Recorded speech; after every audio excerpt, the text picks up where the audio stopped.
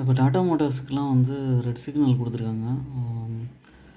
இது வந்து பார்த்திங்கன்னா இன்வெஸ்டர்ஸ்லாம் வந்து ஏற்கனவே வாங்கி வச்சுருந்தாலும் செல் ரேட்டிங் கொடுத்துருக்காங்க. இது வந்து பார்த்திங்கன்னா 967 ரூபா இருக்குது.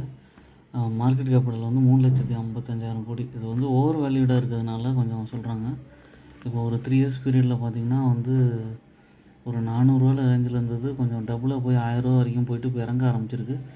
இது வந்து ஒரி பண்ணிக்க வேண்டியதில்லை. ப்ரமோட்டர் ஹோல்டிங்ஸ் ஏதாவது குறைஞ்சி வந்து மேபி ஒரு 900 ஆர் 850 அந்த மாதிரி ரேஞ்சுக்கு வரும். அப்படி வரும்போது நீங்கள் வந்து திரும்ப பர்ச்சேஸ் பண்ணிக்க முடியும். லாங் டேர்ம் பெர்ஸ்பெக்டிவில் யோசிச்சிங்கன்னா ஒரி பண்ண வேண்டியதில்லை. ஏற்கனவே வாங்கியிருந்தீங்கன்னா பை ஆன் டிப்பில் கொஞ்சம் கொஞ்சமாக ஆட் பண்ணுங்கள். இல்லை இனிமேல் தான் வாங்க போகிறோன்னா நல்ல கரெக்ஷனுக்கு வெயிட் பண்ணிவிட்டு கொஞ்சம் கொஞ்சமாக அக்யூமுலேட் பண்ண முடியும்.